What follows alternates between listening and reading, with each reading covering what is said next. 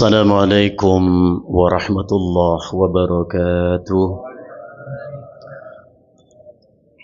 الحمد لله حمدا كثيرا طيبا مباركا فيه مباركا عليه كما يحب ربنا ويرضى. أشهد أن لا إله إلا الله وحده لا شريك له وأشهد أن محمدا عبده ورسوله. اللهم صل وسلم على سيد المرسلين وخاتم النبيين محمد صلى الله عليه وسلم وعلى آله وأصحابه ومن اهتدى بهديه واستنى بسنته وسار على نهجه إلى يوم الدين. أما بعد، اللهم إنا نسألك علما نافعا ورزقا طيبا وأملا متقبلا. اللهم إنا نعوذ بك من علم لا ينفع ومن قلب لا يخشع ومن نفس لا تشبع ومن دعوة لا يستجاب لها. إخواني وأخواتي في الله، أسعدني الله وإياكم. Bapak-bapak dan ibu-ibu, saudara-saudaraku yang saya hormati dan yang saya muliakan, kita memuji Allah Tabaraka wa Ta'ala sebagai ungkapan syukur kita kepada Allah. Dan memang semestinya kita harus selalu bersyukur kepada Allah, karena tidak satu detik pun dari waktu dalam hidup kita ini sesungguhnya ada untuk kita, ada bersama kita nikmat-nikmat Allah, yang kadang nikmat itu sering kita abaikan, sering kita lupakan. Karena itu dalam Al-Quran surat Fatir ayat yang ketiga, Allah ingatkan kita, A'udzu billahi minasyaitonir rajim, ya ayyuhan nasu dzkuru ni'matallahi 'alaikum. Wahai manusia, ingatlah oleh kalian akan nikmat-nikmat Allah yang Allah anugerahkan kepada kalian. Perintah apa? Perintah untuk mengingat nikmat. Bisa melihat nikmat sebagai nikmat dan merasakan itu nikmat. Karenanya dengan mengingat nikmat, merasa ini nikmat, maka orang bisa bersyukur. Bisa bersyukur. Faktanya banyak kita mengabaikan itu semua. Ya. Hatta bangun tidur semacam ini kan nikmat sebetulnya. Kita belum minum, belum makan apapun, bisa kembali bernafas, membuka mata, nikmat. Cobalah periksa Al-Quran surat Az-Zumar 42 misalnya. Jelas Allah ingatkan nikmat itu. Ya, Allahu yatawaffal anfusa hina mautiha wallati lam tamut fi manamiha فيمسك التي قضى عليها الموت ويرسل الأخرى إلى أجل مسمى إن في ذلك لآيات لقوم يتفكرون. Az-Zumar 42. Ayat ini artinya, dan Allah dialah yang mewafatkan, mematikan jiwa-jiwa yang telah sampai padanya kematiannya. Ada orang meninggal, orang wafat, orang mati, Allah mematikan dia. Wallati lam tamut fi manamiya, dan Allah juga mewafatkan, mematikan jiwa-jiwa yang belum datang kematiannya, yaitu di waktu tidurnya. Maka Syekh Utsaimin mengatakan an-naumu syaqiqul maut, tidur itu saudara kembarnya mati gitu. Allah kemudian mengatakan fayumsikul lati qada 'alaihal mauta, maka Allah menahan jiwa yang telah ditetapkan kematiannya, tidak kembali ke raga, terpisah sudah ruh dari jasad. Itulah kematian yang hakiki. Infisalur ruhi 'anil jasad, itulah mati. Yang menarik untuk kita renungkan, wa yursilul ukhra ila ajalin musamma, dan Allah melepas kembali jiwa-jiwa yang lain yang belum Allah tentukan kematiannya. Kembali kesadarannya, terbuka matanya, bisa berbicara. Macam kita pagi ini. Bapak Ibu merasakan nikmat atau tidak yang seperti ini? Semalam tidur lelap, Masya Allah, refresh tubuh kita, segar tubuh kita, Masya Allah. Ini saja sudah nikmat. Maka Allah mengatakan, Inna fi dzalika la ayatin liqaumi yatafakkarun. Sungguh pada yang demikian itu ada ayat. Ayat itu tanda, bukti betapa sempurna kehendak dan kuasa Allah. Untuk siapa? Liqaumi yatafakkarun, bagi orang yang mau berfikir. Jadi lihat nikmat sebagai nikmat dan syukuri. Termasuk nikmat Allah, alhamdulillah. Pagi ini kembali kita diberikan Allah kemudahan untuk bisa meluangkan sedikit waktu bermujalasah, duduk bersama di majlis ilmu yang mulia ini. Alhamdulillah, mudah-mudahan Allah anugerahkan untuk kita ilmu yang bermanfaat, rezeki yang diberkahi, dan amal-amal yang selalu diterima di sisinya, serta dijauhkan kita oleh Allah dari ilmu yang tidak bermanfaat, dari hati yang selalu dirundung kegelisahan dan kesedihan. Dijauhkan kita oleh Allah dari hasrat dan keinginan yang tiada terpuaskan, serta doa-doa yang tiada diijabah olehnya. Nas'alullah al-'afwa wal-'afiyah. Bapak dan Ibu yang saya hormati dan yang saya muliakan, tadi Ustaz Mulyadi sudah menyebutkan tema bahasan kita. Karena saya suka diminta, Ustaz, tema bahasanya apa? Entah mengapa muncul di benak saya, ya Allah, jangan Engkau memberikan kekuasaan atas kami orang-orang tidak sayang kepada kami. Pertanyaan saya, ini kalimat dari mana ini? Apakah dari suara hati yang paling dalam rakyat yang kecewa dengan pemimpinnya? Kecewa dengan institusi yang semula dianggap mewakili, ya, suara rakyat ternyata mengecewakan, atau dari mana kalimat ini? Saya berharap ibu bapak nggak salah paham ini. Kalimat ini sesungguhnya adalah satu di antara untaian doa Nabi Sallallahu Alaihi Wasallam. Jadi kita membahas hadis, urusan hati kita terwakili, ya, itu ya, memang begitulah ya. Karena Ibnu Qayyim rahimahullah ta'ala mengatakan, apapun peristiwa di alam semesta ini, peristiwa alam, perilaku manusia, sesungguhnya hanyalah penjabaran dari apa yang sudah diisyaratkan dalam Al-Quran dan hadis. Itu kata Ibnu Qayyim rahimahullah. Gak usah heran, memang selalu akurat ini. Jadi tema kita ini berangkat dari satu hadis yang diriwayatkan oleh Al-Imam At-Tirmidzi dalam kitab sunannya nomor 3502, juga disebutkan oleh Al-Imam An-Nasa'i dalam kitab Sunan Al-Kubra, hadis nomor 10.234. Juga Al-Imam At-Tabarani sebutkan dalam kitab Al-Mu'jamnya, hadis nomor 1911. Satu riwayat yang diterima dari Abdullah ibni Umar radhiyallahu anhuma. Jadi membawa hadis ini adalah Abdullah bin Umar radhiyallahu anhu. Abdullah bin Umar berkata, "Qallama kana Rasulullah sallallahu alaihi wasallam yaqumu min majlisin hatta yad'uwa bihaula'i da'awat li ashabihi." Abdullah bin Umar mengatakan, hampir-hampir tidak pernah Rasulullah bangkit berdiri meninggalkan majlis setelah ada bersama sahabat menyampaikan nasihat untuk sahabat. Ketika Rasul akan beranjak meninggalkan sahabat itu, hampir nggak pernah sebelum beliau mengucapkan doa dengan kalimat di bawah ini untuk para sahabat. Nah, ucapan Ibnu Umar ini membuat kita bertanya, ada apa dengan doa? Sepenting apa itu doa sampai Rasulullah tidak pernah meninggalkan sahabat sampai lebih dahulu berdoa?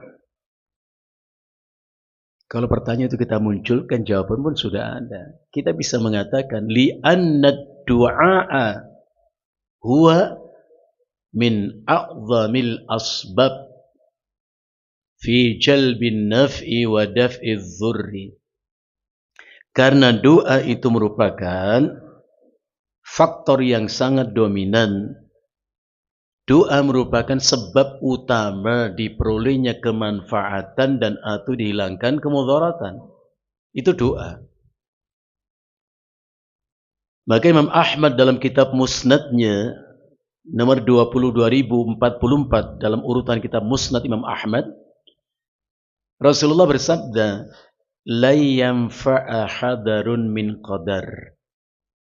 La yanfa'a, tidak akan berguna sedikit pun, hadarun kehati-hatian, kewaspadaan. Hadar itu mananya itu, hati-hati, waspada. Gak banyak berguna, bahkan tidak berguna sama sekali. Min qadarin, kalau berhadapan dengan takdir, ketentuan Allah, gak akan berguna. Jadi sesempurna apapun kehati-hatian kita, kewaspadaan kita, bila mengendaki sesuatu, itu yang pasti terjadi. Karena masyiatullahi nafidhah, apapun yang Allah kehendaki itu yang pasti terjadi. Yang menarik untuk kita renungkan, Nabi mengatakan, walakinnad du'a yanfa', akan tetapi doalah yang bermanfaat. Mimma nazala wa mimma lam yanzil, terhadap takdir Allah yang sudah turun dan atau yang belum turun. Doa itu luar biasa pengaruhnya. Maka beliau mengatakan, fa'alaikum bid-du'a ibadallah. Maka oleh sebab itu banyak-banyaklah berdoa, wahai hamba Allah. Ikhtiar lakukan, tapi doa di atas segalanya. Maka Rasulullah lakukan. Asal kumpul dengan sahabat, menasihati sahabat, beliau akan pergi, beliau berdoa. Di antara untayan doa itu, mari kita perhatikan poin demi poin. Yang pertama, Rasulullah mengatakan, Allahumma qsim lana min khasyatika ma takhulu bihi bainana wa baina ma'asika. Kalimat pertama, ya Allah, anugerahkanlah untuk kami sifat takut kepadamu. Min khasyatika, takut kepadamu ya Allah. Yang dengan sifat takut kepadamu itulah engkau halangi kami untuk berbuat maksiat kepadamu. Apa yang Nabi minta? Khasyatullah, takut kepada Allah. Takut melakukan tindakan, takut mengucap perkataan yang dibenci oleh Allah, yang menjadi sebab diadab oleh Allah. Takut. Jadi takutnya itu kepada Allah, bukan takut kepada aturan perundang-undangan. Itu bisa disiasati. Apalagi membuat undang-undang, tahu celahnya. Harusnya takut kepada Allah. Karena hukum Allah nggak bisa dirubah. Aisyah radhiyallahu anha bercerita, anna Quraisyan ahammahum sya'nul mar'atil mahzumiyatil lati saraqat. Kata Aisyah, orang-orang Quraisy diliputi kesedihan hati, gelisah mereka, karena ada seorang wanita di antara mereka mencuri. Dan mereka faham, hukum Allah mencuri, dipotong tangannya, nggak ada lain. Nggak ada dispensasi, diskresi, abolisi, amnesti, nggak ada hukum Allah itu.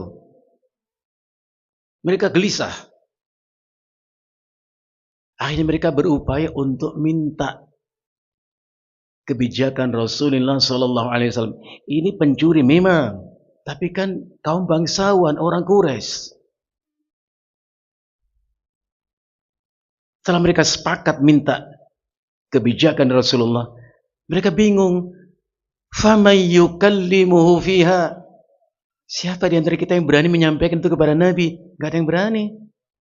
Karena hukum itu jelas, hitam dan putih, bukan abu-abu. Mereka mengatakan, وَمَنْ يَجْتَرِئُ عَلَيْهِ إِلَّا Usama ibn Zaid hibbu Rasulullah SAW. Siapa yang berani menyampaikan itu kepada Nabi kecuali Usama bin Zaid, dia adalah anak kesayangan Rasulullah, bukan anak kandung. Usama itu anaknya Zaid bin Harithah. Zaid bin Harithah anak angkat Rasulullah. Apa pelajaran kita?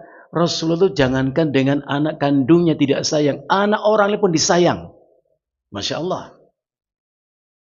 Jadi Usama satu-satunya mendapat julukan Hibbun Nabi Sallallahu Alaihi Wasallam, kekasih Rasulullah, anak disayang oleh Rasulullah. Datanglah Usama menghadap Rasulullah, membawa pesan daripada orang Quraisy agar tidak dikenakan hukuman untuk wanita itu. Malulah kita semua orang Quraisy. Apa Rasulullah mengatakan? Atashfa'u fi haddin min khududillah? Pantas dan patutkah engkau membela dan melindungi orang yang harus dikenakan hukuman Allah? Atukallimuni fi haddin min khududillah? Patutkah kau masih mengotak-atik hukum Allah? Minta kepadaku begini begitu? Usama terdiam hanya mengatakan, Istaghfirli ya Rasulullah. Mintakan ampunan atas sikap yang keliru dan salah ini ya Rasulullah. Nabi kumpulkan para sahabat, dikumpulkan sahabat. Adalah penting, perlu disampaikan kepada mereka. Rasulullah memuji Allah. Kemudian beliau mengatakan, Inna ma ahlaka man kana qablakum. Sesungguhnya apa yang menjadi sebab dibinasakannya oleh Allah umat-umat terdahulu. Jadi Nabi sebutkan sebab. Kenapa? Karena hukum Allah enggak berubah. Walan tajida li sunnatillahi tabdila. Kau tak temukan hukum Allah itu berubah. Artinya, kalau sebabnya sama, akibatnya tidak beda. Harus kita pahami. Itulah sunnatullah. Kalau sebabnya sama, akibatnya enggak beda. Maka Nabi sebutkan sebab supaya bisa dihindari. Nabi mengatakan sesungguhnya apa yang menjadi sebab dibinasakan Allah orang dahulu sebelum kalian adalah annahum idza saraqa fihi musyarifu tarakuhu. Kalimat yang jelas bahwa mereka dahulu apabila yang mencuri itu orang yang terpandang, yang berbuat kriminal, kejahatan, melanggar aturan itu orang yang terpandang, orang yang mulia, apalagi menggenggam kekuasaan, tarokuhu, dibiarkan, hukum tidak ditegakkan. Itu ucapan Nabi. Ada kasus sudah ingkrah 6 tahun, gak dieksekusi. Benar gak ucapan Nabi? Apapun fakta realitanya. Benar ucapan Nabi, akan ada fenomena seperti ini. Kalau yang berbuat kriminal itu adalah orang yang terpandang, merapat dengan titik kekuasaan, taraku dibiarkan. Wa idza saraqa fihimu adh-dha'ifu aqamu 'alaihi al-hadda. Tapi kalau yang mencuri, berbuat kejahatan, orang lemah, bukan siapa-siapa, enggak mengenal pasal-pasal aturan di situ, aqamu 'alaihi al-hadda, maka langsung ditegakkan hukuman. Sehingga orang mengatakan, kenapa hukum kok tajam ke bawah, tumpul ke atas? Sedangkan jargon hukum itu adalah equality before the law. Semua sama di mata hukum. Maka kita bertanya, mana itu Dewi Fortuna yang di tangannya ada kitab undang-undang, satu ada pedang di tangan. Mana? Masya Allah. Maka Rasulullah mengatakan, wa aimullah, maka demi Allah, lau anna Fatimah binta Muhammadin saraqat laqata'tu yadaha. Demi Allah, andai Fatimah putri Muhammad mencuri, aku potong tangannya.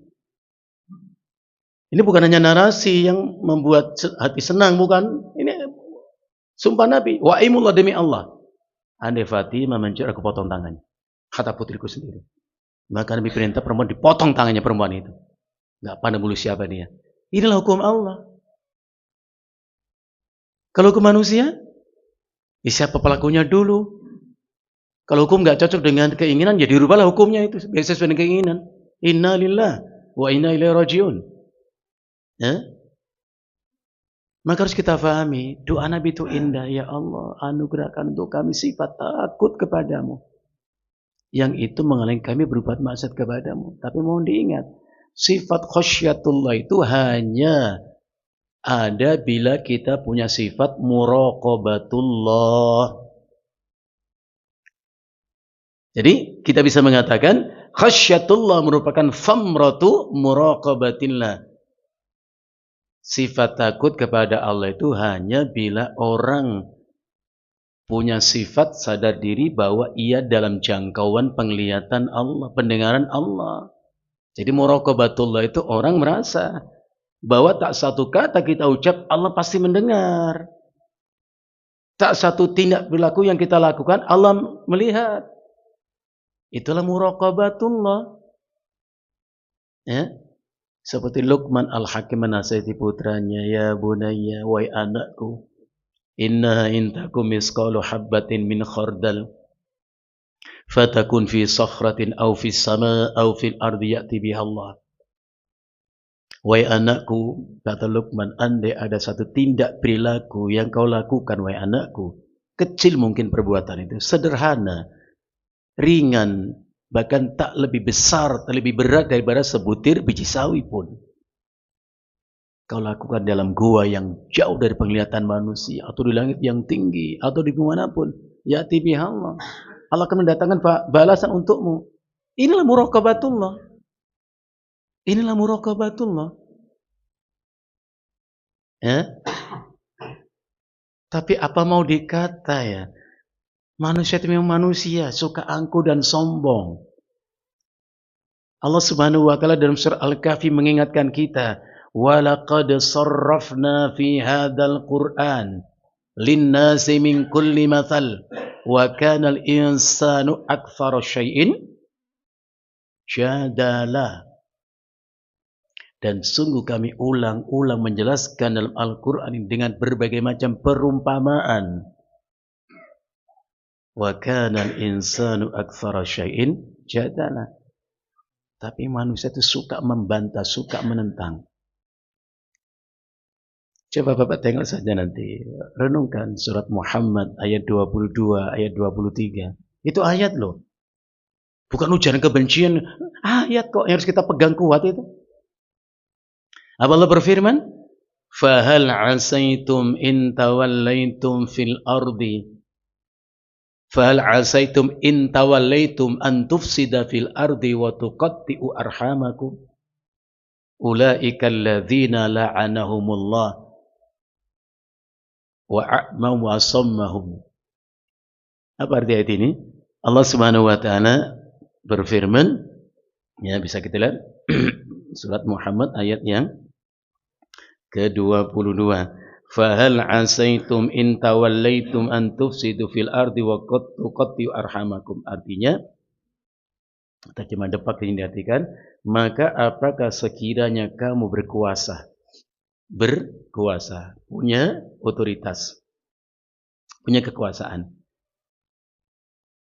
an tufsidu fil ardi, lantas kamu akan berbuat kerusakan di bumi ini, wa tuqatti'u arhamakum, dan kalian putuskan hubungan kekerabatan. Kalau masih jadi calon Pak, dekat rapat dengan kita, dipeluk kakek nenek, dipeluk bayi, digendong, sayangnya Masya Allah gitu. Hah? Kalau sudah selesai, udah dilantik, apa yang terjadi? Ayo dilihat jadi. Jangan-jangan kalau kalian berkuasa, kalian akan berbuat kerusakan di bumi ini dan memutuskan silaturahim. Ya. Ayat berikutnya Allah mengatakan ulaikal ladzina la'anahumullah. Takutlah kita kepada Allah. Orang yang berkuasa lantas berbuat semena-mena, memutuskan hubungan dengan konstituennya, dulu katanya mewakili aspirasi mereka. Itu dilaknat oleh Allah.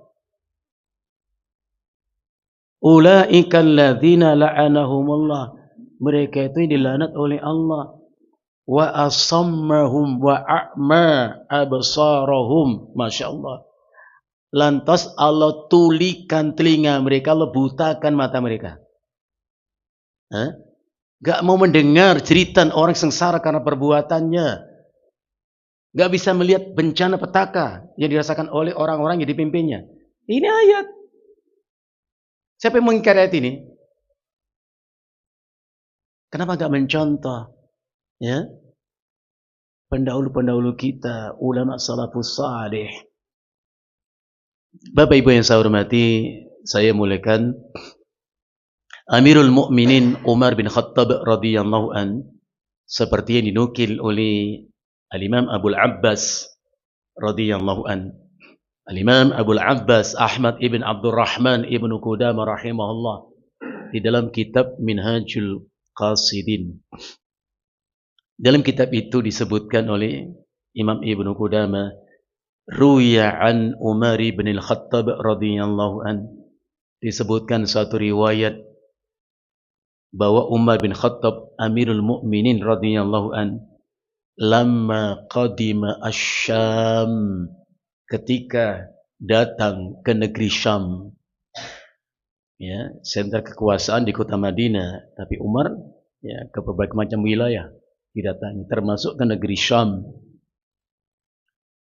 Fa'aradat lahu makhadatun, dan ingat Umar waktu itu naik onta, seperti onta yang dinaiki sahabat-sahabat yang lain, sama yang dinaiki itu onta. Fa'aradat lahu makhadah, ternyata jalan akan dilintasi itu ada genangan air, banjir di situ, Pak. Genangan air, ada lumpur di situ. Apa yang dilakukan Amirul Mukminin? Ini pelajaran buat kita. Fanazala an ba'irihi, maka Umar pun turun dari ontanya.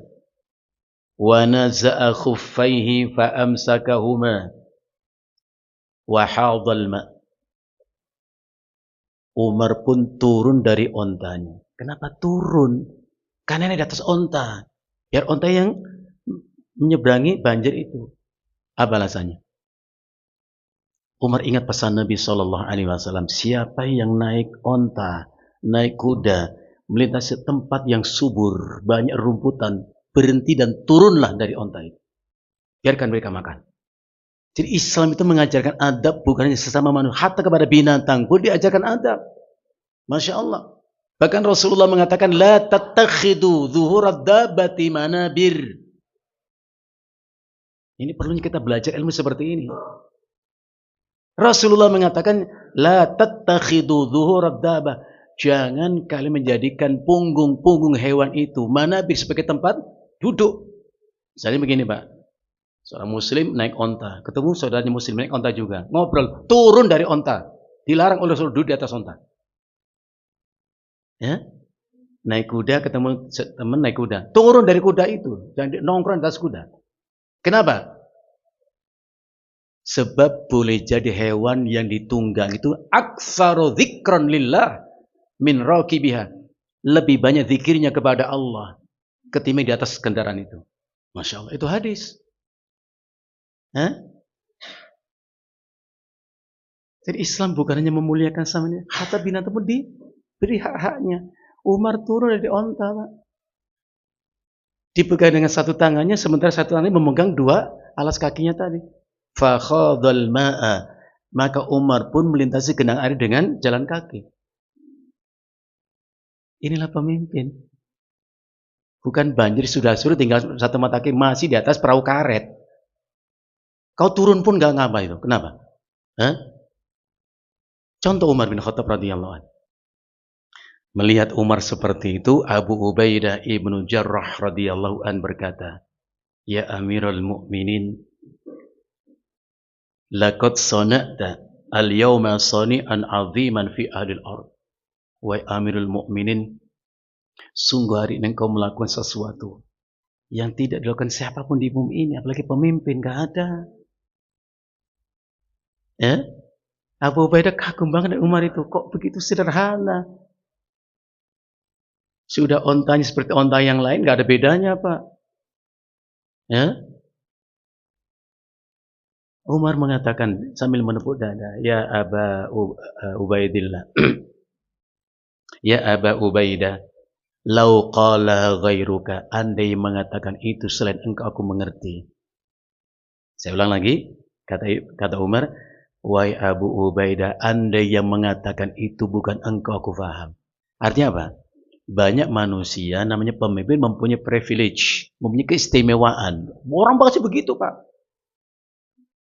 Pemimpin pasti ada keistimewaan, kendaraannya, pakaiannya, gajinya, tunjangannya, pasti. Ya, pasti itu. Anda bukan kau yang mengatakan aku ngerti. Pemimpin harus punya keistimewaan. Tapi kenapa itu kau katakan kepada aku? Wahai Abu Ubaidah, innakum kuntum ardhalan nasi wa ahqaran nas. Apa kalian tidak ingat? Apa kau tidak ingat Abu Ubaidah? Kita ini dahulu adalah orang-orang hina di antara manusia di hadapan Allah. Orang rendah di depan Allah. Jadi di masa jahiliyah. Fa'azzakumullahu bi Rasulillah sallallahu alaihi wasallam. Maka Allah memuliakan kita dengan diutusnya Nabi Muhammad sallallahu alaihi wasallam. Dengan mencontoh, menteladani Rasulullah, mengamalkan apa yang diajarkan Nabi, kita dimuliakan oleh Allah. Faqallama tatlubul izza bi ghairihi yudhillukumullah. Maka sekarang kalau kalian masih ingin mendapatkan kemuliaan tidak dengan mencontoh, menteladani Rasulullah, yudhillukumullah, Allah pasti hinakan kembali kalian. Umar masih ingat ucapan Nabi. Ya, kita dulu orang yang bukan siapa-siapa, bahkan orang hina, dimuliakan Allah dengan diutusnya Nabi Muhammad sallallahu alaihi wasallam. Kita dimuliakan oleh Allah karena taat kepada Allah dan Rasulnya. Famahma tatlubul izza bi ghairi. Kita garis bawah ucapan Umar ini. Andai hari ini kalian mengharap kemuliaan dengan tidak lagi mencontoh, menteladani Rasulullah dalam kesederhanaan hidup, yudhillukumullah, Allah pasti kembali hinakan kalian. Akhirnya sampailah di negeri Syam itu Umar. Wah, disambut dengan penuh sukacita oleh banyak manusia di Syam itu. Dengan onta yang begitu tadi. Maka ada orang di antara orang-orang yang berkumpul di negeri Syam itu mengatakan, "Lau raqibta burdhunan talqa bihi udhama an-nas wujuhahum." Wahai Amirul Mukminin, kenapa Tuan naik onta seperti ini? Kenapa enggak naik burdhunan tuh kendaraan yang mewah gitu loh, Pak. Kalau perlu pakai pengawal gitu, disetelkan dulu itu. Kan wow gitu, Pak ya. Luar biasa. Ini memimpin siapa yang begini? Katanya merakyat, rakyat dibikin sengsara. Tapi orang begitu ada di zaman Umar. Kenapa Tuhan naik onta seperti ini? Kenapa nggak naik burdhunah? Kendaraan yang mewah sebagai pemimpin. Sehingga kau dipandang orang yang mulia di antara manusia. Kayak Romawi Persia kan begitu, Pak. Ya, mewah. Apa Umar bin Khattab mengatakan? Ini ilmu buat kita. Umar mengatakan, la arakum hahuna. Aku tidak melihat memandang kemuliaan kalian dari sini. Pakaian atau kendaraan.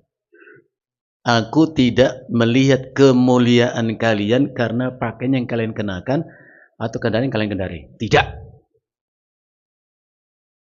Wa innamal amru min hahuna, kata Umar.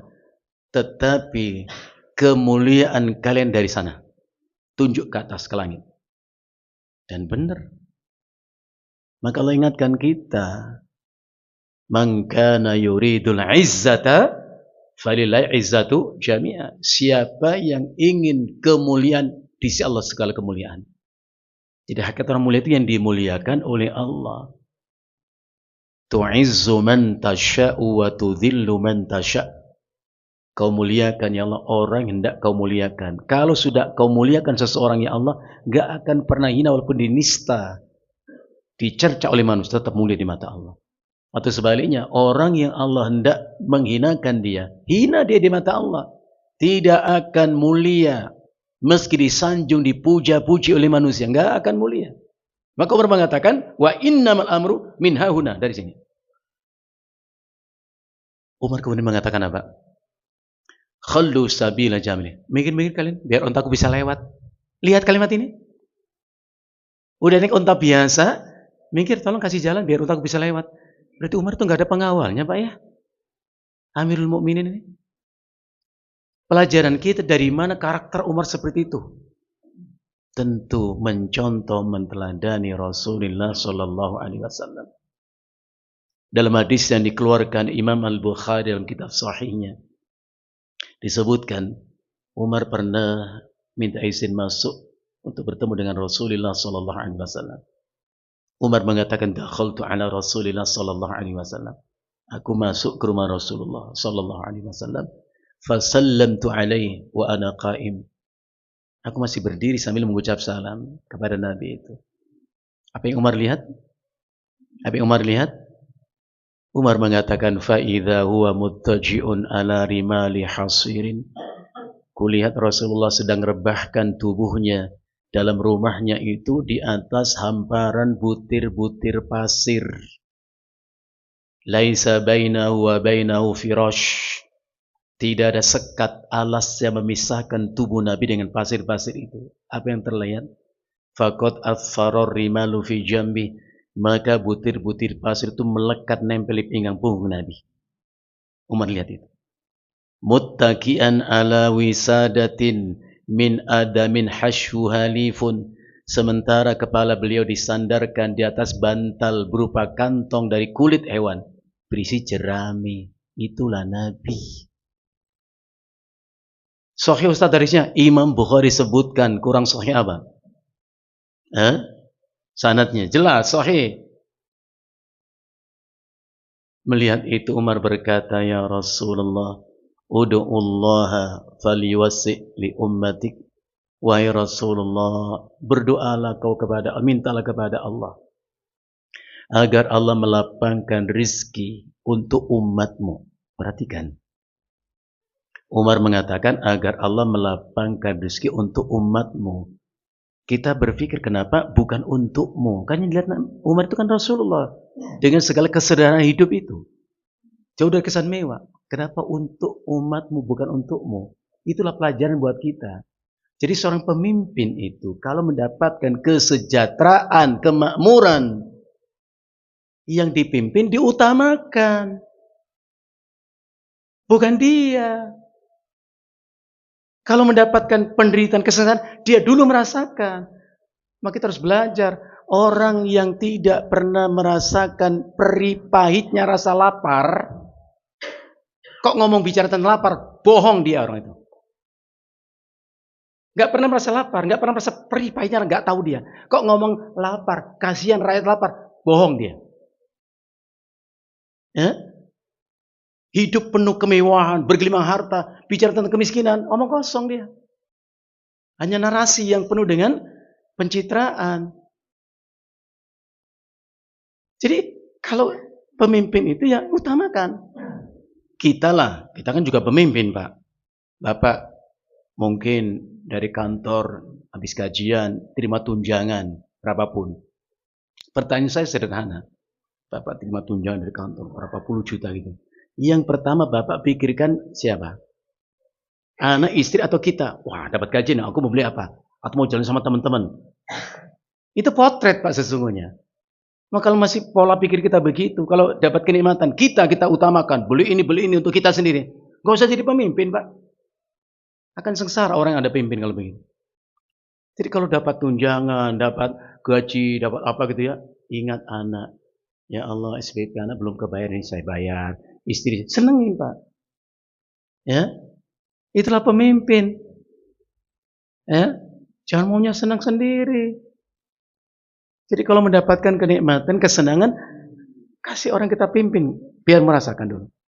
Kalau kita sengsara, kita duluan. Lapar kita bisa merasakan gitu loh, Pak. Jangan dibalik. Ya. Fa innar Roma wa Farisan, kata Umar. Cobalah kau tengok Romawi ya Rasulullah, Persia.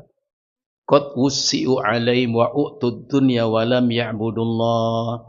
Lihat orang Persia, orang Romawi, Allah berikan harta begitu melimpah, dunia dalam genggaman mereka. Padahal mereka enggak beribadah kepada Allah.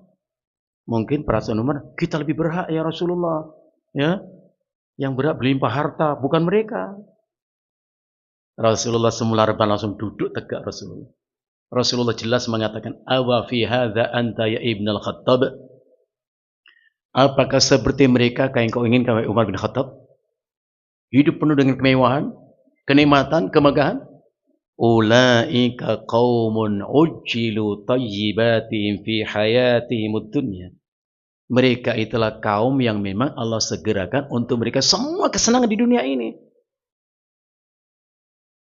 Coba tengok Al-Quran, ya. Allah Subhanahu wa Ta'ala, ya, dalam surat Al-Ahqaf ayat yang ke-20, Allah Subhanahu wa Ta'ala berfirman, wa yawma yu'radul ladzina kafaru 'alan nar. Allah sebut kafaru, dan digiringlah, ya.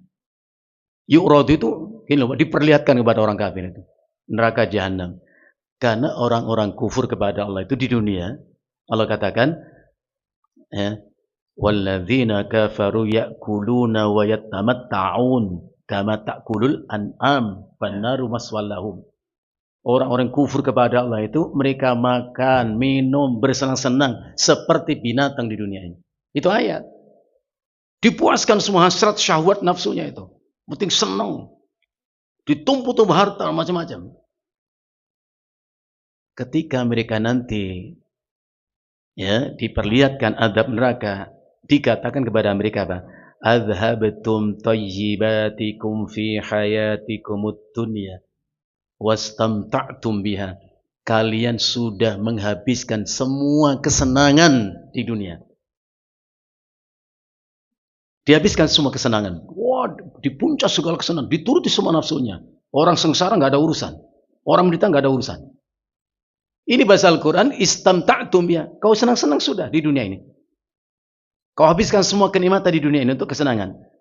Fal yawma tujzauna 'adzabal hun. Maka hari ini dibalas untukmu azab yang menghinakanmu.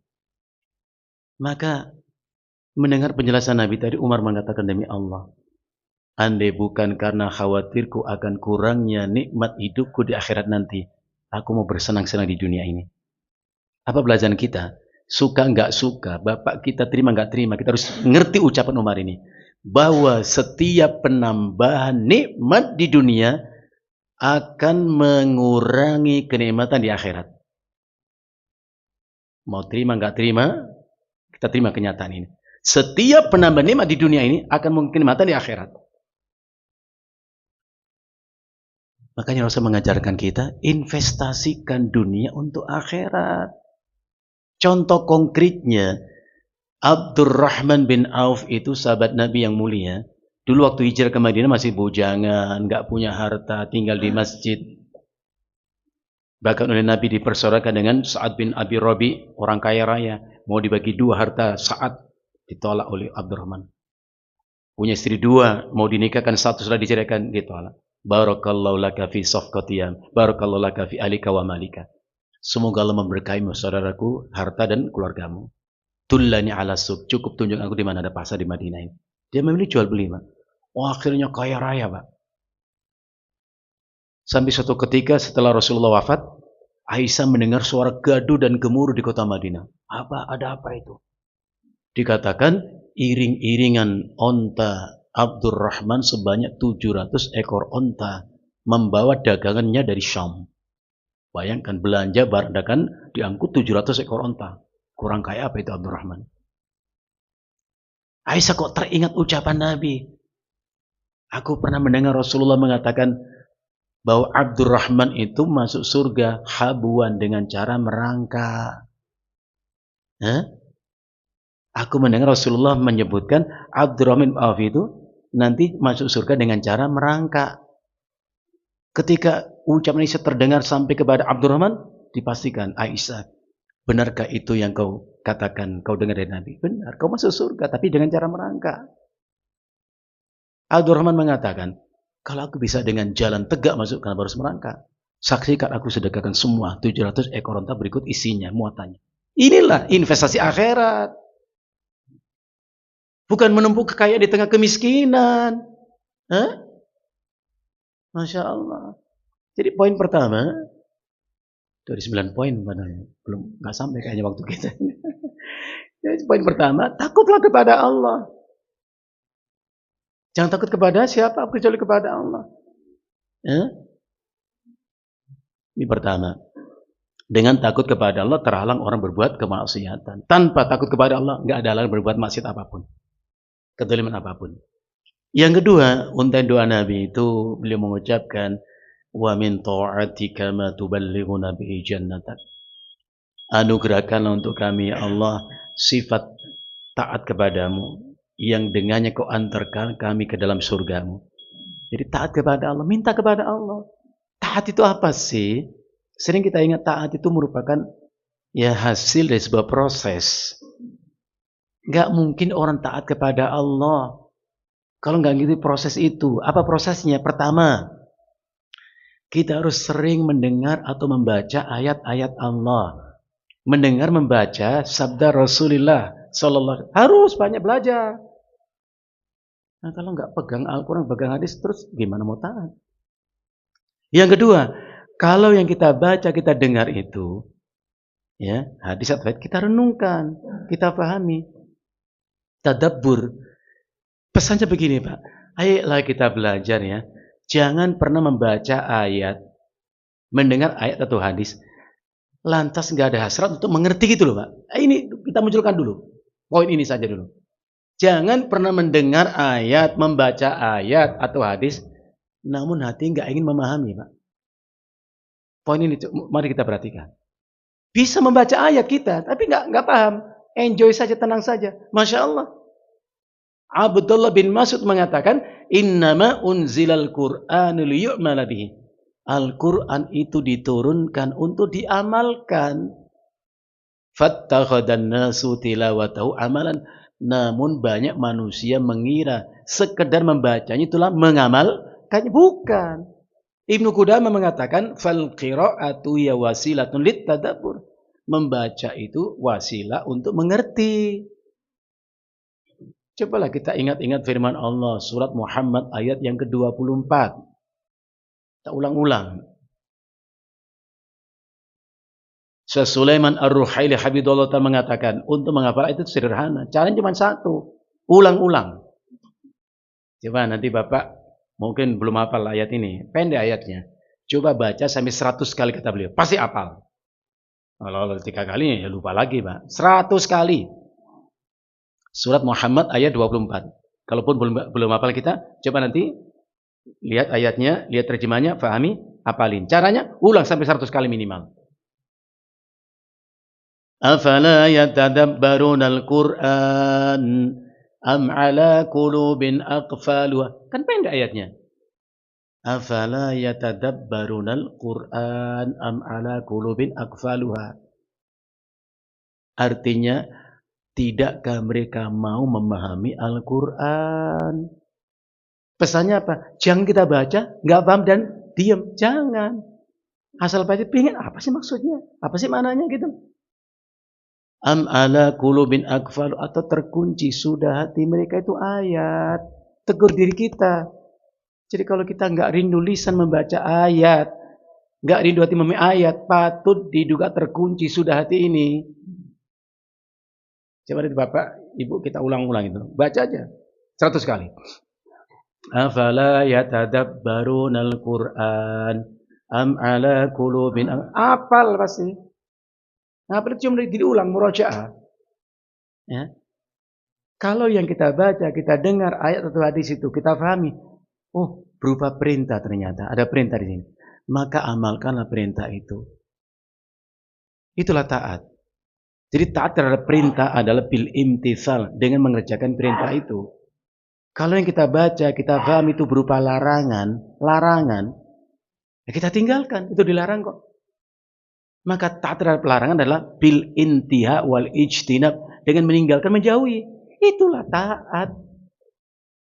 Nah kalau nggak ngerti ayat, nggak ngerti hadis, nggak pernah tahu apa yang kita taati. Hah? Yang penting saya ibadah. Ingat, Allah ingatkan kita dalam surat Al-Isra 36 itu, wala taqfu ma laisa laka bi ilmun. Jangan engkau mengikuti sesuatu tanpa ilmu. Orang sholat benar Pak, karena benar-benar nggak pernah belajar tentang sholat, nggak benar sholatnya Pak. Siapa bilang benar? Ya, ilmu diabaikan. Maka Al-Imam Abul Faraj Ibnul Jauzi dalam kitab Talbis Iblis menasihati kita, hati-hati dengan perdaya iblis. Salah satu di antara tipu daya iblis adalah ia menanamkan angan-angan dalam benak manusia. Untuk apa kau nyari ilmu? Untuk apa? Ilmu kan hanya alat untuk amal. Mendingan kamu langsung beramal gitu. Itu iblis ngomong begitu dalam hati kita. Banyak orang rajin ibadahnya, nggak pernah belajar ilmu. Ya? Itu dilarang oleh Allah dalam Al-Quran surat Al-Isra 36. Jadi kita berbuat sesuatu dan benar karena kebenaran benar, itu nggak boleh Pak. Kita beribadah betul karena kebetulan betul, nggak pernah tahu itu betul atau hanya kebetulan doang, itu salah. Al-Isra 36 ayatnya itu. Wala taqfu ma laysa laka bihi ilmun. Jangan engkau mengikuti apapun tanpa ilmu. Syekh Abdurrahman bin Nasir As-Sa'di dalam tafsirnya mengatakan, bal tathabbat fi kulli ma taqulu wa taf'alu. Kau wajib memastikan benarnya ucapan perbuatanmu. Supaya kita tahu wudu itu benar. Contoh aja gimana buka hadisnya, gimana cara wudu Rasulullah, gimana salat Rasulullah. Ya? Karena beliau mengatakan sallu kama ra'aitumuni usolli. Itulah taat. Poin kedua, kita lompat poin yang terakhir. Dalam ujung doa itu Rasulullah mengatakan apa? Wala tusallit alaina man la yarhamuna. Dari situ kita ambil topik kita. Jangan engkau beri kekuasaan untuk kami ya Allah, orang yang tidak sayang kepada kami. Itu ucapan Nabi. Karena itu Rasulullah mengatakan khiyaru a'immatikum, sebaik-baik pemimpin kalian adalah alladzina tuhibbunahum, pemimpin yang kalian mencintai mereka, wa yuhibbunakum, dan mereka mencintai kalian. Ini terbaik. Pastikan itu. Kita mencintai mereka, mereka mencintai kita. Wa tad'una lahu wa yad'una lakum. Kita doakan kebaikan untuk pemimpin kita, mereka doakan untuk kita. Itu terbaik. Sebaliknya kata Nabi, wa syiraru a'immatikum, na'udzubillahi min dzalik, dan seburuk-buruk pemimpin kalian adalah alladzina tubghidunahum, yaitu pemimpin yang kalian benci kepada mereka dan mereka benci kepada kalian. Dikritik malah dihina kita, dimaki kita. Masya Allah. Mengkritik itu boleh Pak. Ya, asal dengan tindakan yang anarkis nggak boleh, itu haram Pak. Masa rumah orang dirusak, dijarah. Ya menjarah haram tetap Pak. Unjuk rasa itu hanya ungkapkan perasaan, gitu loh, supaya ada sambung rasa. Ini nggak nyambung ini. Kita sampaikan perasaan kita, boleh. Tapi kalau sudah merusak fajar, ya jangan, itu haram itu.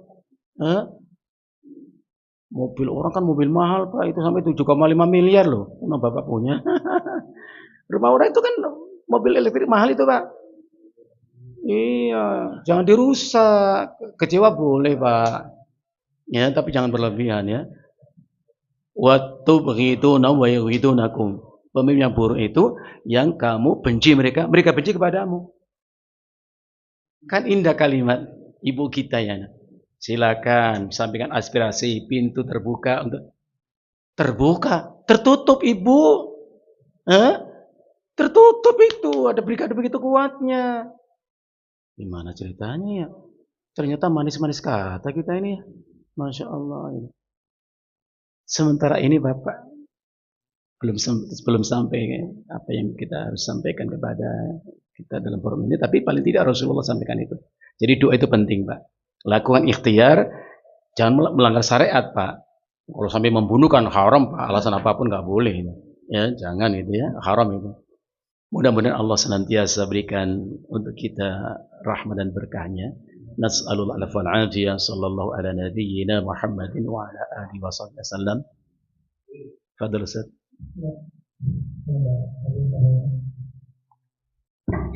Ya. Terima kasih. Tadi saya dengar setiap kenikmatan akan berlalu bersama saja. Betul. Nah, bagaimana dengan orang-orang yang punya harta lama saja?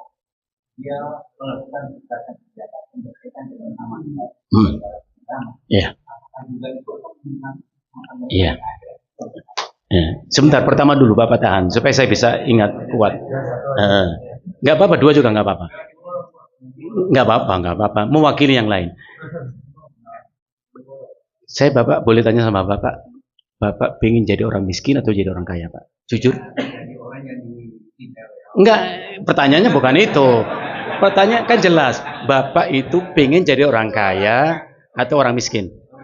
Orang kaya. Cukup. Bapak kita pengen jadi orang kaya. Doa Nabi saja beliau mengucapkan Allahumma ahyini miskinan wa tawaffani miskinan waghshurni fi zumratil masakin. Itu doa Nabi sahih. Syalbani sahihkan dari sini. Ya Allah, hidupkan dalam keadaan miskin.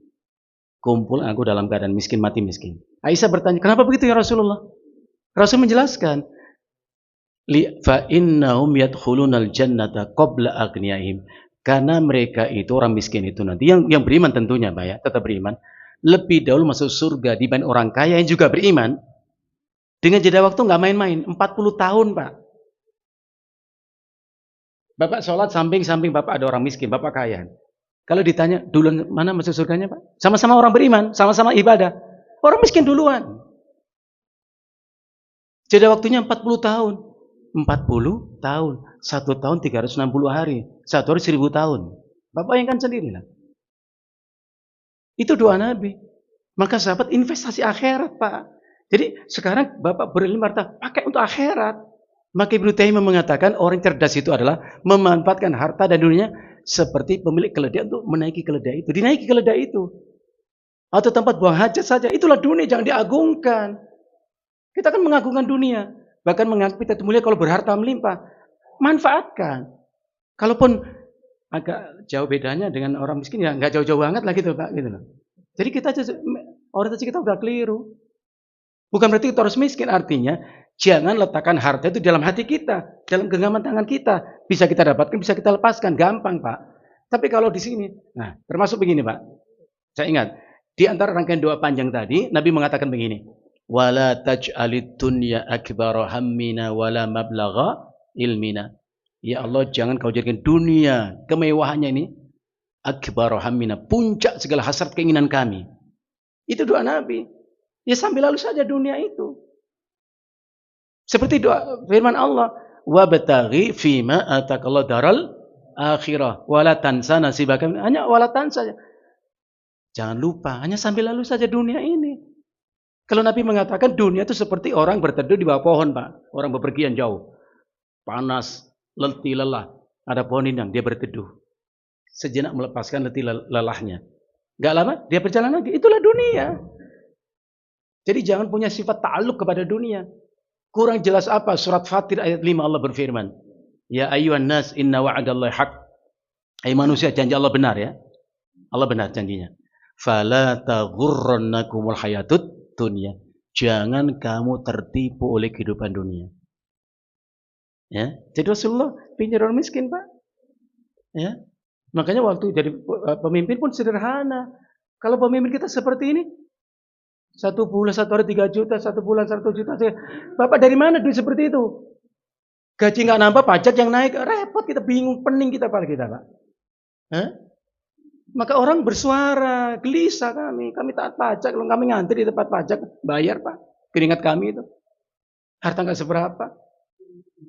Rekening 2 bulan, 3 bulan nggak akan diblokir, tanah 2 tahun nggak. Ada apa? Orang kan gelisah menyampaikan suaranya, nggak apa-apa, dengar aja lah ya. Bukan disikap yang represif begitu. Yang kedua, Bapak, apa yang sampaikan?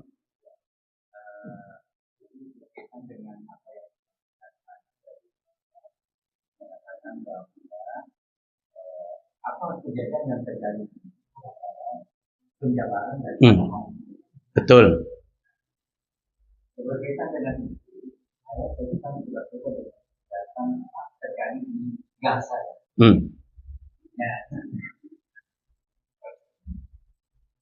Itu seolah bahwa kejadian itu seolah ada ya ini kita maaf ya kita tidak apa bahwa campur tangan Allah itu ada hal gitu mas. Kenapa? Setiap negara semua sudah terjadi demo pemberontak bagaimana supaya Israel itu dan sebagainya. Israel sendiri terjadi kegiatan yang perbuatan pemerintahan supaya jangan melakukan macam-macam. Nah, berkaitan itu apakah ada kaitannya dengan hadis dalam Al-Quran tentang kejadian yang terjadi? Iya. Tidak ada satu peristiwa kecuali sudah disyaratkan dalam Al-Quran, ya. Kenapa terjadi peperangan? Mati itu pasti, Pak. Hanya caranya seperti apa orang itu mati gitu. Maka dalam peperangan seperti itu Allah mengatakan apa? Kenapa ada peperangan? Liyattakhidha minkumus syuhada, supaya Allah memilih dari kamu siapa yang mati syahid. Jadi kematian mereka bukan sia-sia. Ya. Mati orang Yahudi bukan sia-sia, mati syahid. Kita juga akan mati juga, walaupun habis makan mati tetap, tapi nggak syahid itu. Jadi Allah memilih siapa yang mati syahid. Dan Yahudi selalu seperti itu, Pak. Maka Allah ingatkan dalam Al-Quran, la tajidanna asyaddan nasi adawatan lilladzina amanu al-yahud.